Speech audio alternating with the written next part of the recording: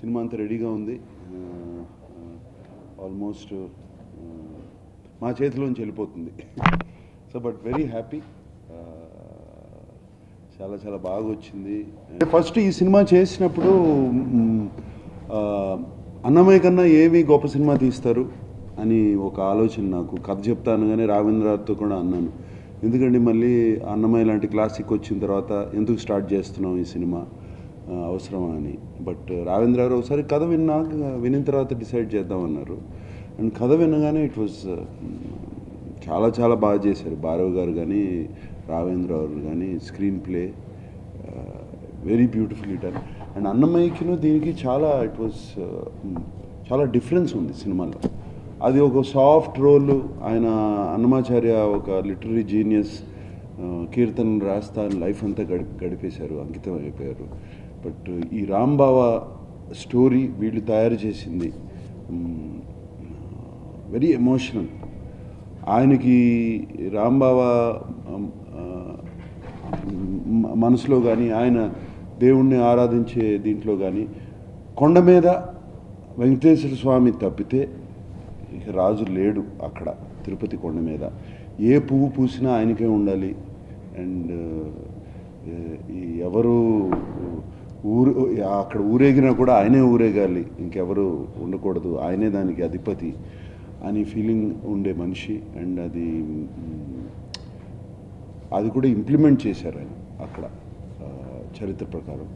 And so ఈ emotional scenes చాలా emotional man. So అన్నమాచార్యకిను దీనికి ఇంత తేడా అక్కడే వచ్చింది.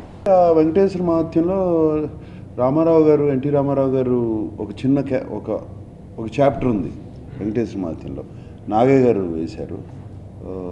ఆ చరిత్రలో కూడా మనం చదువుకున్నాము చిన్నప్పుడు. ఆయనతో వచ్చి వెంకటేశ్వర స్వామి పాచికలాడేవారు అని.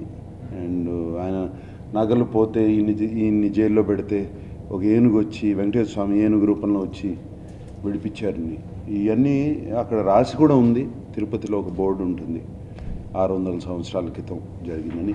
ఆయన మఠం ఉంది. ఆయన మఠం ఒక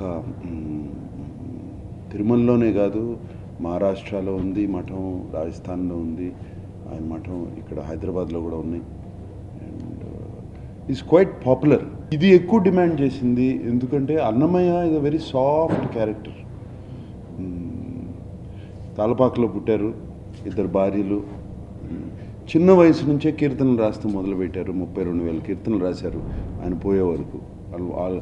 ఆయన ఆల్మోస్ట్ 90 years ఏజ్లో పోయారని. ఇది కొండ మీద కొన్ని సంవత్సరాలు కొండ మీద వెళ్ళి ఉన్నారు, మళ్ళీ తిరిగి తాళపాకు వచ్చి అక్కడ సెటిల్ అయిపోయి చేశారు. అంతకన్నా కథ లేదు. మిగతాదంతా అన్నమయ్యలో రావేంద్ర గారును భారవ్ గారు చేసిన మ్యాజిక్ దాన్ని ఇంట్రెస్టింగ్గా ఉంచుతాకి. ఈ కథ కూడా చాలా చిన్నది. But only thing what we know is బాగా ఎమోషనల్ క్యారెక్టర్. ఎక్కడో నార్త్ నుంచి తిరుమలకి వచ్చి సెటిల్ అయ్యారు. సో ఆ జర్నీ ఒకటి చాలా బాగుంటుంది. కొండ మీద చాలా అరాచకాలు జరుగుతున్నాయి అని చెప్పి, హుండీలో డబ్బులు సరిగ్గా లేవు, లెక్కలు జరగట్లేదని, అలాగే అక్కడ పనిచేసే అక్కడికి వచ్చే యాత్రికులకి కరెక్ట్గా సదుపాయాలు లేవని, ఇవన్నీ క్రియేట్ చేయాలని అప్పుడున్న రాజుగారు ఈయన మీద బాగా ఇంప్రెస్ అయ్యి ఈయన్ని ఒక ఈఓ లెవెల్, ఇప్పుడున్న ఈఓ అంటారు, ఎగ్జిక్యూటివ్ ఆఫీసర్ లెవెల్ అంతా చూసుకుని ఆ లెవెల్లో ఆయన అక్కడ నియమించారు. అప్పుడు చూసుకోవటానికి కొండని చూసుకున్నప్పుడు ఆయన ఈ కొత్త రూల్స్ రెగ్యులేషన్స్ అన్నీ అప్పటి నుంచి స్టార్ట్ అయినాయి. అది కూడా మక్కన్ హారతి అని ఉంటుంది సుప్రభాత అయినగానే, అది ఆయన పెట్టింది. ఆయనకి వెంకటేశ్వర స్వామి ఒకప్పుడు వెంకటేశ్వర స్వామి అవతారమే కృష్ణుడు కదా, కృష్ణుడు వెంకటేశ్వర స్వామి కదా అని చెప్పి, కృష్ణుడికి వెన్న బాగా ఇష్టం కదా, డెఫినెట్గా హారతి బాగుంటుందని చెప్పి ఒక మక్కన్ హారతి పెట్టించారు. ఆ సీక్వెన్స్ ఉంది. అలాగే ఈ సినిమాలో ఈ అన్నమాచార్యలో లాస్ట్ 10 minutesలోనే అన్నమాచార్యుడికి వాళ్ళిద్దరికి కలుస్తారు, వెంకటేశ్వర స్వామిని ఆయన. దీంట్లో వచ్చి పాచికలాడతాం, మా ఎంటర్టైన్మెంట్ సీన్స్ అయ్యాయి అసలు. యాక్చువల్గా వీళ్ళిద్దరి మధ్యన జరిగే వెంకటేశ్వర స్వామిను రాంబాబా మధ్యన జరిగే సీన్స్ చాలా బాగుంటాయి, పాచికలాడేవి. అక్కడ అప్పు గురించి ఇంకా చాలా ఫిలసాఫికల్ మీనింగ్స్, అప్పు ఎందుకు చేయకూడదు, ఇది కలియుగ వైకుంఠం ఎందుకు అంటారు, వరాహస్వామిని ముందు ఎందుకు దర్శించుకోవాలంటారు, వెంకట అంటే ఏమిటి మీనింగ్స్, ఇన్ని చాలా చక్కగా చెప్పారు ఇటువంటివన్నీ ఈ సినిమాలు. మేము అలాగే అనుకున్నాం. ఇప్పుడు అన్నమాచారి అప్పుడు కూడా అలాగే అనిపించింది, యూత్ చూస్తారా చూడరా అని. డెఫినెట్గా ఒక కమర్షియల్ ఫిల్మ్ లాగా అప్పుడు ఓపెనింగ్స్ రాలేదు అన్నమాచారికి. అది almost 9th day 10th day పట్టింది కంప్లీట్ హౌస్ఫుల్స్ రావడానికి. అది వచ్చిన తర్వాత హౌస్ఫుల్స్లో వెళ్తానే ఉంది. అంటే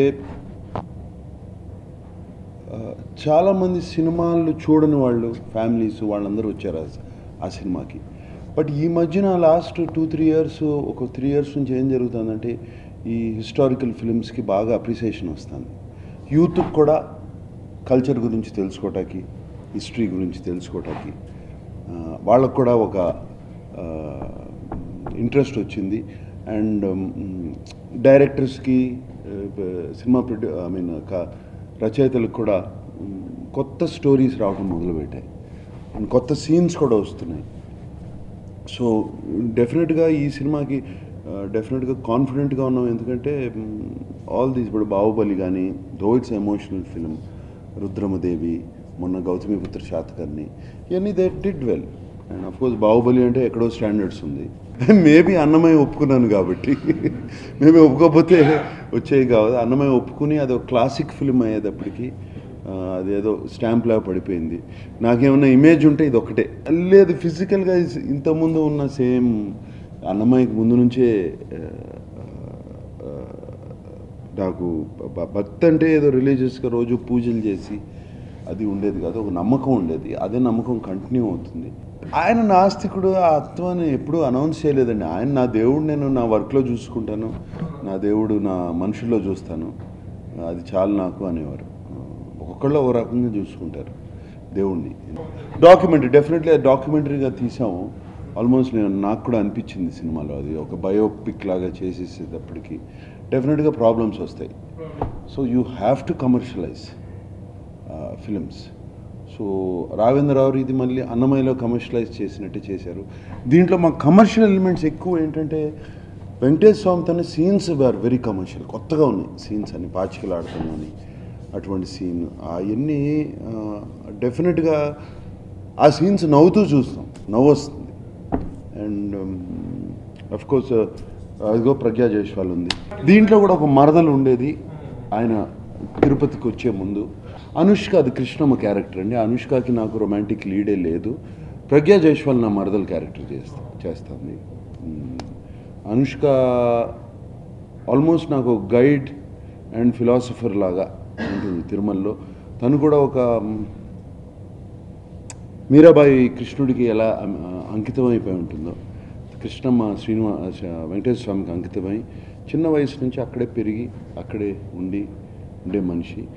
ఇతను నార్త్ నుంచి రాంబావ వచ్చినప్పుడు హెల్ప్ చేయడం, తిరుమల చరిత్ర గురించి చెప్పడం, ఇవన్నీ జరుగుతాయి. యాక్షన్ అంటే యాక్షన్ లేదు, ఇతనికి అసిస్టెంట్స్ ఉంటారు బాగా, వాళ్ళు ఆపడం ఇన్స్ట్రక్షన్స్. బట్ ఏదో ఒక యాక్షన్ సీన్, ఫైట్ సీన్స్ లాగా ఏమీ లేవు. ఏమైనా ఫైట్ సీన్స్ ఉన్నాయంటే మాకు ఏనుగుతో ఉన్నాయి. మంచి యాక్షన్ ఉంది ఏనుగుతో. ఏనుగు ప్లేస్ ఇంపార్టెంట్ రోల్. అంటే వెంకటేశ్వర స్వామి ఏనుగు రూపంలో తిరుమలలో తిరుగుతూ ఉండేవాడని అది ఉంది. ఒక 8 years నుంచి ఒక 55-60 years వరకు ఉంది. అది కూడా అది 3 ఏజ్ గ్రూప్స్ ఉంటాయి అన్నమయ్యలో. మిడిల్ ఏజ్, బాగా ఏజ్డ్, ఒకటి యంగ్. దీంట్లో యంగ్ను మిడిల్ ఏజ్డ్. ఇప్పుడు మనం తిరుమల వెళ్ళినప్పుడు రన్ అవుతూ ఉంటుంది చూడండి, కొండ వెళ్ళినప్పుడు చాంటింగ్, అది సెట్లో కూడా పెట్టారు. అది డెఫినెట్గా ఒక మంచి ఫీల్ క్రియేట్ చేసింది. రావేంద్రరావు మరీ ఈ మధ్యన ఆయన టీటీడీ బోర్డు మెంబర్ అయిన తర్వాత మరీ ఎక్కువ అయిపోయింది దానికి. But it's good. ఆ ప్రభావం సినిమాలో చాలా బాగా కనపడుతుంది. నాతో అన్నారు 2-3 సార్లు అవ్వచ్చు అన్నారు. నేను అందుకని స్టేజ్ మీద ఇది అబద్ధం కావాలి అని నేను అన్నాను, అవ్వకూడదని. ఆయన ఒక్కళ్ళే ఇటువంటి సినిమాలు తీస్తున్నారు. ఇటువంటి మళ్ళీ నాతో తీమని కాదు, but is very experienced director. అటువంటి వాళ్ళు చాలా ఎక్స్పీరియన్స్ ఈ కెన్ గివ్. అంటే ఇంకా భక్తునిగా సేమ్ థింగ్, బాగా అంకితం, వాళ్ళ లైఫ్ని అంకితం చేసేసారు వాళ్ళకి, దేవుడికి. బట్ మన క్యారెక్టరైజేషన్లో బాగా డిఫరెన్స్ ఉంది. ఆయన ఎక్కువ కీర్తనలు రాస్తూ, బయట ప్రపంచం కూడా పెద్ద తెలీదు, ఆయన కీర్తనలు రాస్తూ పాటలు పాడుకుంటూ ఉండేవారు. ఇది completely different character. I think producer and director are taking care of it. It's something to do with the writers. Actually that was easy music actually. Easy ante fantastic music, but ఇది చాలా కష్టమైన music అని. And ఒక reference లేదు, ఒకటి ఏం లేదు. And each song కొన్ని ఎమోషనల్ సాంగ్స్ ఉన్నాయి, కొన్ని వెరీ సాఫ్ట్ సాంగ్స్ ఉన్నాయి, కొన్ని జూబిలెంట్ సాంగ్స్ ఉన్నాయి. ఇప్పుడు అఖిలాండ కోటి అంటే గ్లోరీ ఆఫ్ గాడ్, యూనో, అటువంటి సాంగ్స్ ఉన్నాయి. ప్లస్ కొత్తగా గోవిందనామాలు స్టార్ట్ చేయించారు కంప్లీట్గా, ఇంతకుముందు లేని. ఆల్రెడీ ప్లేడ్ సాంగ్స్ కొత్త ఇవన్నీ కొత్త లిరిక్స్.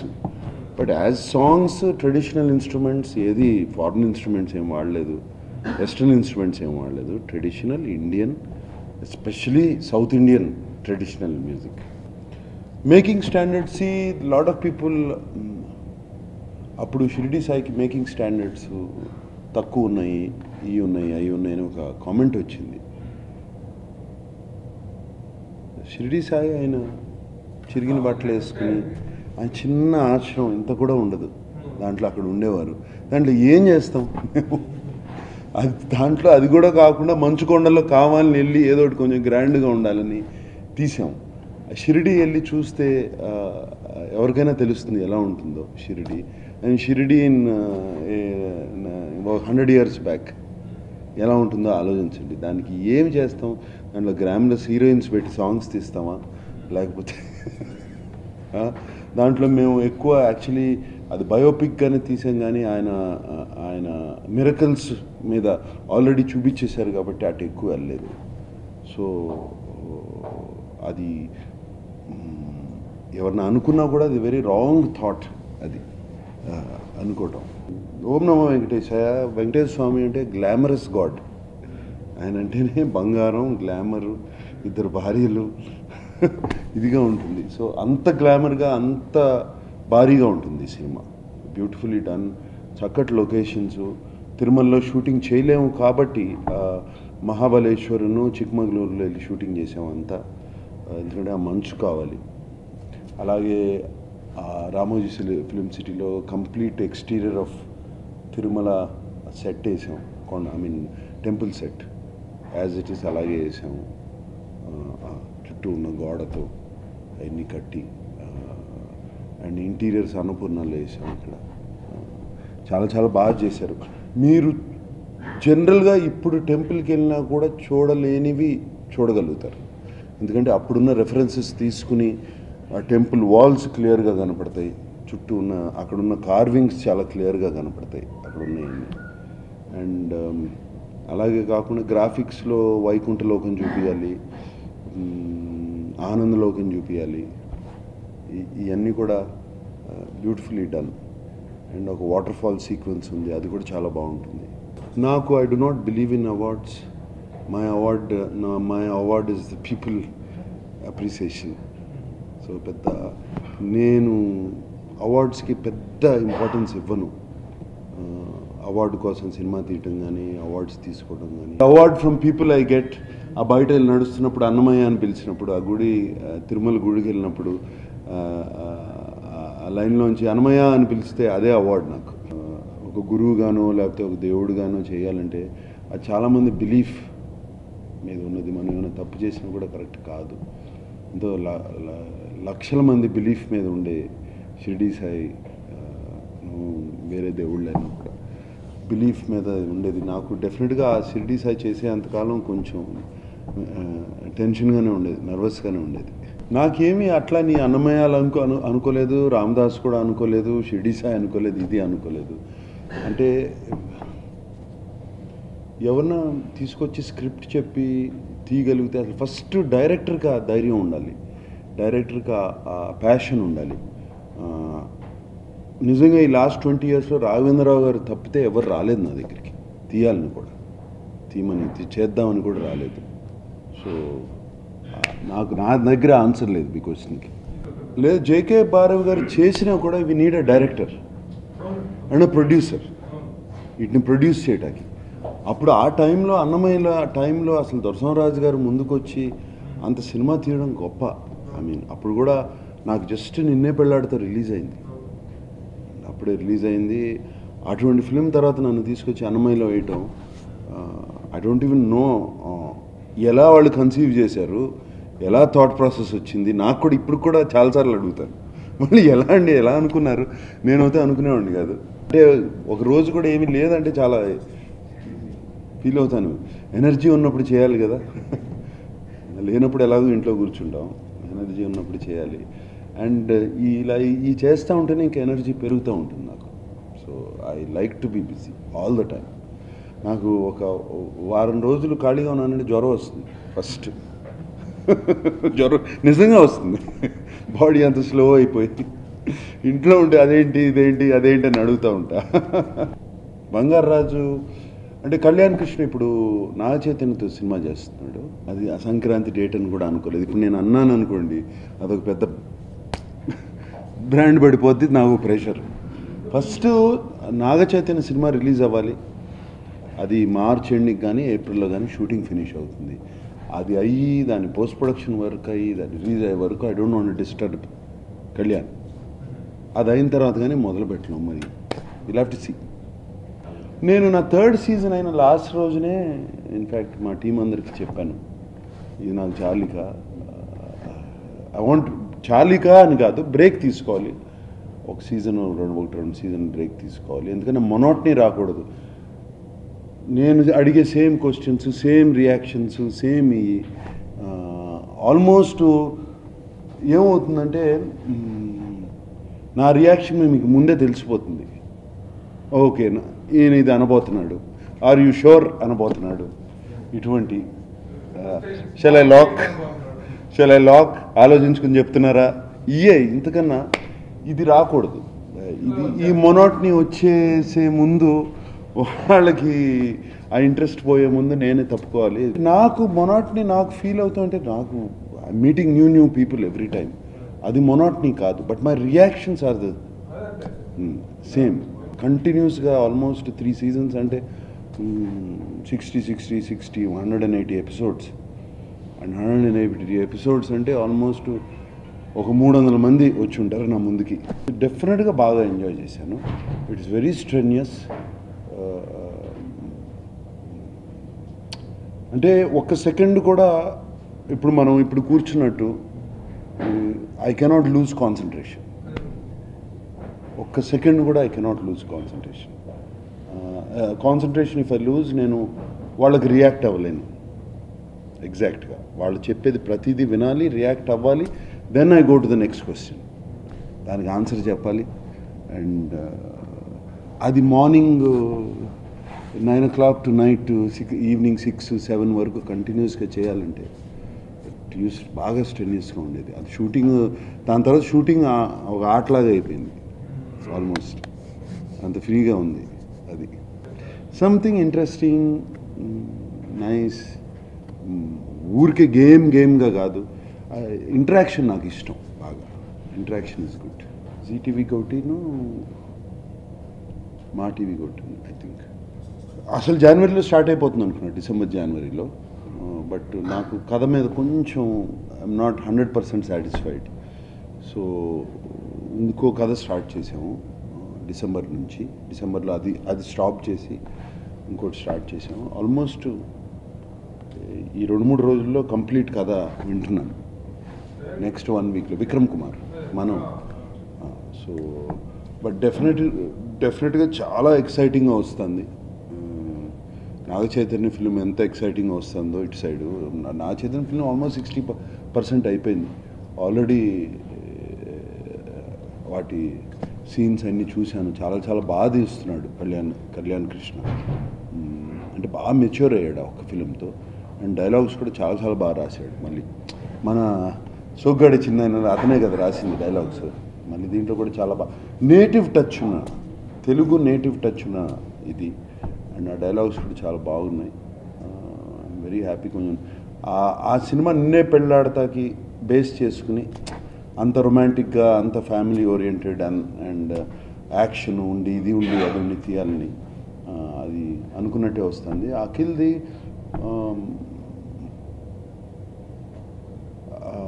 ఏమంటారు ఒక కొత్త ట్రెండ్ సెటర్ అవుతుంది ఆ సినిమా. I'm very sure. ట్రై చేసేది మేము. I enjoy listening to things. Definitely I enjoy. ఏదైనా ఎంజాయ్ చేస్తే బర్డెన్ అనిపించదు. ఎంజాయ్ చేయకపోతేనే ప్రాబ్లం. ఎవరన్నా నాకు ప్రాబ్లం ఎప్పుడు వస్తుందంటే ఎవరన్నా కథ చెప్పినప్పుడు అది ఫస్ట్ 10 నిమిషాల్లోనే తెలుస్తుంది ఇది బాగా ఉండదు అంటే నాకు ఇంకో గంటన్నర వినాలా ఈ కథ, అది పెద్ద బర్డెన్. ఈ ప్రాసెస్లో బిగ్గెస్ట్ బర్డెన్ ఇస్ దట్. అన్నమయ్యలో క్యారెక్టరు వెంకటేశ్వర స్వామి ఎక్కువ కనపడరు, అక్కడే ఉంటారు. ఇక్కడ అసలు ఆల్మోస్ట్ ఇలా మాట్లాడుకుంటూ ఉంటాం ఫ్రెండ్స్. బాగా భోజనం చేశారా స్వామి, ఇట్లా దిస్ కైండ్ ఆఫ్ టాక్. బాగుంది, నిన్న పెట్టిన ప్రసాదాలు బాగున్నాయి. This kind of friendship talk is there. మీరు ఎందుకు కుబేర తీర్థం దగ్గర వెళ్ళి ఆ పాచికలు ఆడుకుందామంటే రానంటాడు ఆయన. ఎందుకు రా, అమ్మో అక్కడికి వెళ్ళిన అంటాడు. అటువంటి డైలాగ్స్ చాలా బాగున్నాయి. ఇది ఎక్కువ ఎంజాయ్ చేశాం. ఎక్కువ సీన్స్ ఉన్నాయి అక్కడ ఉండి. లాస్ట్ ఎపిసోడ్లో లాస్ట్ 10 minutesలో ఇద్దరు కలుస్తారు. క్యారెక్టరైజేషన్ చాలా బాగా చేశారు అయింది. అండ్ ట్రైలర్లో చూసిన తర్వాత మాకు చాలా పాజిటివ్ రెస్పాన్స్ వస్తుంది. మాకేమో ఇప్పుడు వెంకటేశ్వర స్వామి అంటే నిత్య యమనుడు. అండ్ మాకేమో ఆయన ఒక కళ్యాణం చేయాలి ఈ సినిమాలో. ఆయన కళ్యాణం పాట ఉంది ఒకటి, ఆయన కళ్యాణం చేయాలి. ఆయన ఫ్లాష్ బ్యాక్ ఎపిసోడ్స్ ఉన్నాయి, వైకుంఠం నుంచి వచ్చేయటం, ఆ కథ అంతా ఉంది. సో యంగ్గా కనపడాలి మాకు. అప్పుడు మేము ఆ హరహర మహాదేవును మహాభారత్ చూసి చాలా బాగున్నాడు ఇతను అని చెప్పి తీసుకొచ్చాం. And is done a fantastic job. అంటే ఆల్రెడీ ఎక్స్పీరియన్స్ ఉంది హరహర మహాదేవ్ అట్లా డివోషనల్ ఫిల్మ్స్ చేసి. సో చాలా బాగుంది. డెఫినెట్గా మాకు ఈ సినిమాకి ఒక పెద్ద ఎసెట్. హౌ కీరవాణి గారు ఒక ఎసెట్, మాకు సౌరభ్ రాజ్ జైన్ కూడా అంత పెద్ద ఎసెట్. డ్యూయట్స్ కాదు, ఒక డ్యూయట్ ఆనందం అనే పాట చాలా చక్కగా తీశారు. యాపిల్స్ పళ్ళు అంతా వెంకటేశ్వర స్వామికి, పూలు యాపిల్స్ అంతా వెంకటేశ్వర స్వామికి ఈ సినిమాలో అంతా ఆయనకి వేయటమే. నెక్స్ట్ 10 daysలో అది స్టార్ట్ అవుతుంది సినిమా. రాజుగారికి అది 2. నాకు ఎప్పటి నుంచో horror film, horror comedy film చేయాలని ఇష్టం. ఎందుకంటే నేను సినిమాలు చూస్తాను హారర్ కామెడీ ఫిల్మ్స్. ఇలా చెవులు మూసుకుని కళ్ళు మూసుకుని చూస్తాం. బట్ చాలా ఇష్టం నాకు. సో నాకు ఒకటి చేయాలని ఉంది, కరెక్ట్గా పడింది అది. లేదంటే రాజుగారి గది 2 అనగానే రాజుగారి గది కథే కాదు అసలు. ఒక ఆషికి 1 ఆషికి 2 తీసినట్టే. ఆ క్యారెక్టర్స్ ఉండవు ఈ సినిమాలో.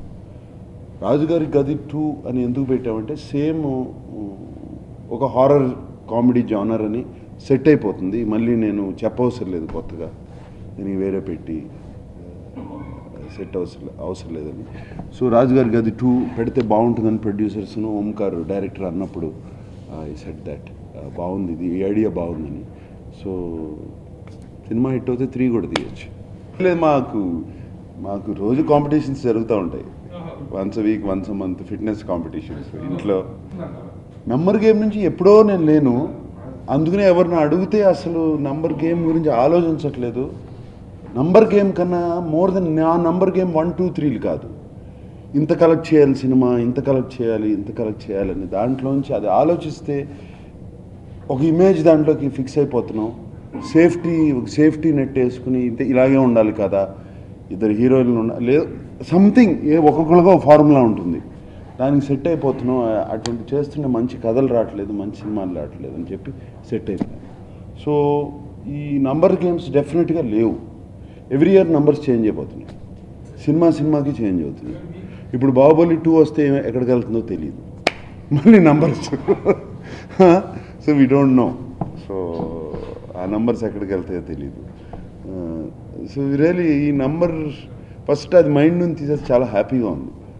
అందుకని ఎవరు వచ్చి అడిగినా కూడా మీ సినిమా 50 crores చేయాలి లేకపోతే 70 crores చేయాలంటే వద్దు, ఆ గొడవ వద్దు, ఫస్ట్ మంచి సినిమా తీద్దామనండి అంట. సోగ్గాడే చిన్న I did not expect, I didn't even think అసలు అవుతుంది అని ఆ ఆలోచనతో తీయలేదు నేను సినిమా నచ్చి ఆ ప్రాసెస్ ఎంజాయ్ చేసి తీసాం ఆ సినిమా.